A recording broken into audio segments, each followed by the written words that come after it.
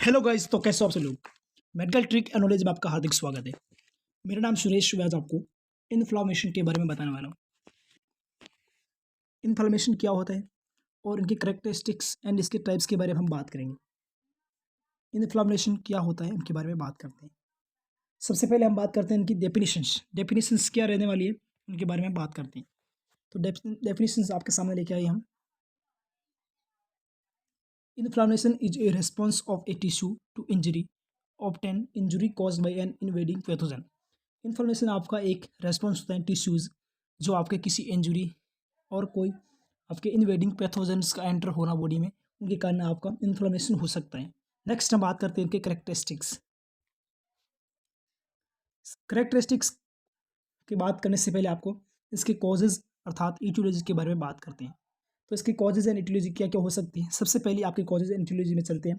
सबसे पहला फैक्टर हो सकता है आपका केमिकल इरिटेंट्स। आपके कोई केमिकल्स हैं जो इरिटेंट्स हो सकते हैं बॉडी के रिएक्ट से, उनकी वजह से आपके इन्फ्लेमेशन होने के चांसेस बढ़ सकते हैं। नेक्स्ट हम बात करते हैं कोई एक्सरे। अगर कोई एक्सरे की वजह से आपके इन्फ्लेमेशन होने के चांसेस रह सकते हैं। थर्ड वन इस बात करते हैं हम फ्रॉस्ट बाइट। फ्रॉस्ट बाइट की वजह से आपके इन्फ्लेमेशन कॉज हो सकता है। नेक्स्ट हम बात करते हैं इन्फेक्शन बाई पैथोजेंस। ये आपके नॉर्मल रहने वाला साइन एंड सिम्टम्स है। कोई भी पैथोजेंस आपके एंटर करता है बॉडी के अंदर, उनकी वजह से आपके इन्फ्लेमेशन हो सकता है और ये बहुत ही मेजर कॉज हो सकता है इन्फ्लेमेशन का। नेक्स्ट हम बात करते हैं हाइपर सेंसिटिविटी रिएक्शंस। ये भी second one is the major common, ये आपके कॉजेज एंड इटियोलॉजी है जो कि आपके इन्फ्लेमेशन सेंसिटिविटी में देखने को मिलती है। इनके अंदर आपको हाइपर सेंसिटिविटी देखने को मिलेगी। इन्फ्लेमेशन में आपके कोई एलर्जिक रिएक्शंस हो सकती है, कोई एलर्जेंस रिएक्ट कर सकता है बॉडी पे, उनकी वजह से आपकी हाइपर सेंसिटिविटी बॉडी रिएक्ट करेगी। नेक्स्ट हम बात करते हैं कोई बर्न्स। अगर कोई बर्न्स हो सकता है, उनकी वजह से आपके इन्फ्लेमेशन कॉज हो सकता है। नेक्स्ट हम बात करते हैं इनकी कॉजेज़ के बारे में, that is the radiations. Radiations की वजह से आपके तरंगों की वजह से आपके इन्फ्लेमेशंस बॉडी रिएक्ट कर सकती है। Last next one is the trauma. कोई इंजरी टेरुमा हो सकता है, उनकी वजह से हो सकता है। टॉक्सिन्स और फिजिकल इंजरी, ये आपकी दो इंपॉर्टेंट हैं। तो कोई आपके टॉक्सिन्स फैक्टर है, उनकी वजह से बॉडी अपना इफेक्ट दिखाएगी जो इन्फ्लेमेशन कॉज होगा। Next is physical injury. आपके कोई शारीरिक चोट की वजह से आपके इन्फ्लेमेशन कॉज हो सकते हैं। नेक्स्ट हम बात करते हैं एल्कोहल। एल्कोहल कंजप्शंस की वजह से आपके लीवर फेल हो सकते हैं, लीवर सिरोसिस हो सकते हैं। नेक्स्ट हम बात करते हैं कोई फॉरिजन बॉडी। अगर कोई फॉरिजन बॉडी ह्यूमन बॉडी के अंदर, ह्यूमन बीइंग के अंदर एंटर कर दी जाए, उनकी वजह से इन्फ्लेमेशन कॉज हो सकते हैं। नेक्स्ट हम बात करते हैं करेक्टरिस्टिक्स। इसके करेक्टरिस्टिक्स क्या रहने वाले हैं उनके बारे में बात करते हैं। करेक्टरिस्टिक्स, सबसे पहला करेक्टरिस्टिक्स देखते हैं। इट इज़ करेक्टराइज्ड बाई, आपके कुछ करेक्टरिस्टिक्स है वो आपके simple and common and normal है, उनके बारे में हम बात करते हैं। तो सबसे पहला आप बात करते हैं ये करेक्टरिस्टिक्स। सबसे पहला आपका चलने वाला characteristic that is the swelling. आपके इन्फ्लेमेशन कॉज होने से पहले आपकी स्वेलिंग होगी। जिस पार्ट्स में आपके इन्फ्लेमेशन हो रहा है उस पार्ट्स में आपकी स्वेलिंग देखने को मिलेगी। नेक्स्ट हम बात करते हैं, वहाँ आपको पेन प्रेजेंट होगा, वहाँ का एरिया आपका, वहाँ का अगल बगल का एरिया पेन सेंसिटिव होगा। नेक्स्ट हम बात करते हैं अराउंड द इन्फ्लेमेशन, आपको रेडनेस प्रेजेंट होगा। आपको जहाँ भी आपका एरिया रहेगा, जैसे कि ये एरिया है, इसकी वहाँ आपका रेडनेस प्रेजेंट होगा। नेक्स्ट हम बात करते हैं उस एरिया का बॉडी टेम्परेचर इंक्रीज होगा। उस एक एरिया का, जैसे मान लो ये आपका एरिया है, इस एरिया का आपका नॉर्मली बॉडी टेम्परेचर इंक्रीज होगा, जिसकी वजह से आपकी फीवर पायरेक्सिया हो सकते हैं। नेक्स्ट हम बात करते हैं increase blood flow to this tissue causing.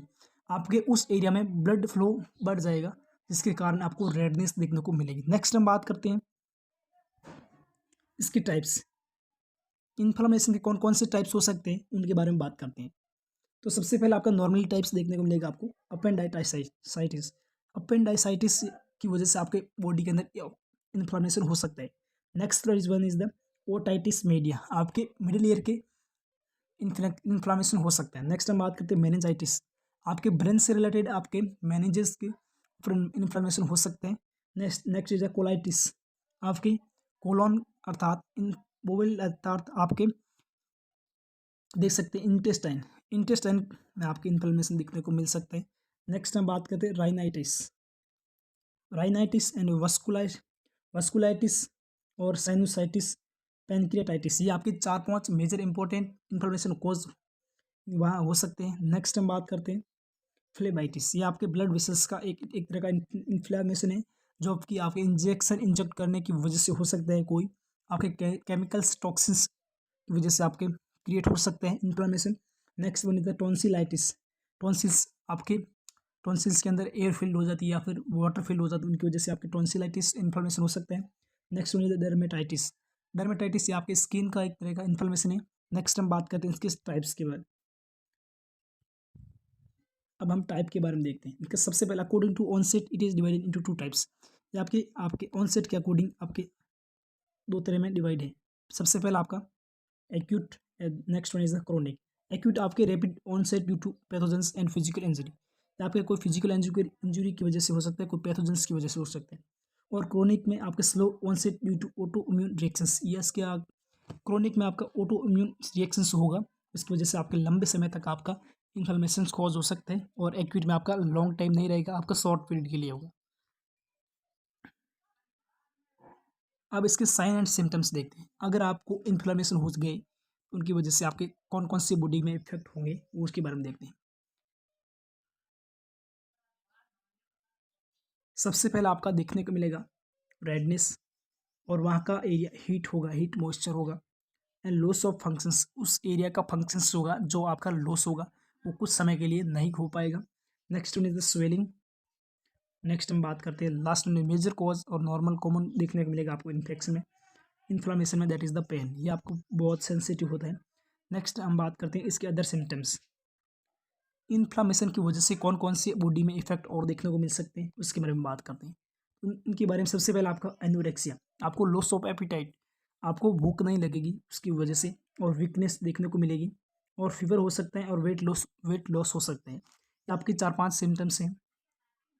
और आपका बॉडी रेस्टलेसनेस होगा, आपको कोई सोना वोना नहीं मिलेगा, स्लीपिंग वगैरह पैटर्न वगैरह सब कुछ चेंज हो जाएगा।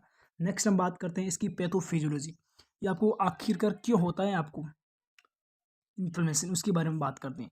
तो इसके अंदर सबसे पहला आपका पैथोफिजियोलॉजी देखते हैं।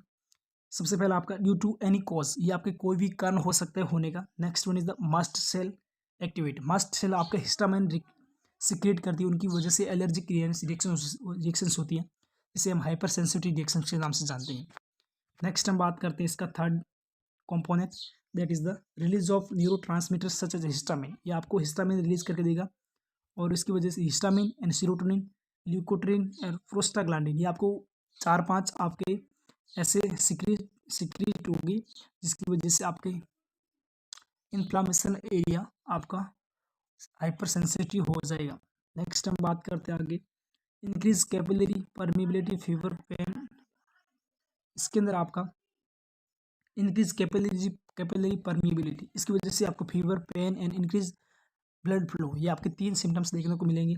आपके कैन इंक्रीज कैपिलरी परमिबिलिटी, आगे हम चलते हैं, इसकी वजह से आपके एडिमा होगा, आपका वहाँ का एरिया आपका फ्लूइड एक्यूमुलेशन हो जाएगा, उसकी वजह से आपको एडिमा प्रेजेंट होगा, और उसकी एडिमा की प्रेजेंट से आपको आगे देखने को मिलेगा रेडनेस, आपको रेडनेस ब्लड फ्लो की वजह से देखने को मिलेगा। नेक्स्ट हम बात करते हैं इसका मेडिकल ट्रीटमेंट क्या हो सकते हैं। इसका ट्रीटमेंट आपको जानना बहुत जानकारी मिलेगी इसकी वजह से। सबसे पहला आपका देखने को मिलेगा NSAIDs फॉर रिड्यूस पेन, ये आपके NS aids for reduce pain and fever and inflammation, example न्यूस्लाइड, पैरासीटामोल, इबुप्रोफेन, ये आपके 4-5 ड्रग्स होती हैं, जिसकी यूज़ करके आपको इन्फ्लामेशन साइन एंड सिम्टम्स को कम कर सकते हैं। नेक्स्ट हम बात करते हैं एंटी इन्फ्लामेटरी एजेंट्स, एग्जाम्पल ले सकते हैं जैसे कॉर्टिकोस्टेरॉइड, डेक्सामेथासोन, प्रेडिसोलोन, ये आपके 4-5 ड्रग्स हैं, जिसका यूज करके आपको एंटी इन्फ्लामेटरी एजेंट होते हैं जो आपको इन्फ्लामेटरी कॉज को कम करते हैं। नेक्स्ट हम बात करते हैं एंटी हिस्टामिन ड्रग्स, जो आपको एलर्जिक रिएक्शंस में हेल्प करेगी, जैसे आपको एंटी हिस्टामिन रिड्यूस करेगी, और ये आपके एग्जाम्पल ले सकते हैं जैसे लिवोसेट्रिजिन और हाइड्रोक्लोराइड, ये आपके 2 ड्रग्स हैं, जिसे हम नॉर्मली आपको सेट्रिजिन के नाम से जानते हैं, ये आपके एंटी हिस्टामिन रिलीज होती है।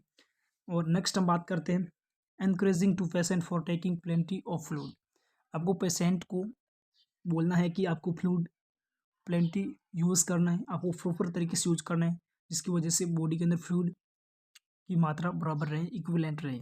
नेक्स्ट हम बात करते हैं to reduce oedema we should provide. आपको रेड्यूस करना आपको एडिमा को, तो आपको एक ट्रिक बताएंगे, उसको आपको फॉलो करना है। तो सबसे पहले उस ट्रिक का नाम है राइस। ये आपके राइस है, आपको राइस बना के देंगे हम, उसको आपको यूज़ करना है। इसी राइस ट्रिक में आपको क्या छुपा है उसके बारे में देखते हैं। सबसे पहला आपका राइस का सबसे कैपिटल लेटर आर होता है, next one is the I और सी और E, last one is the E. R for rest, आपको पेशेंट को रेस्ट के लिए बोलना है।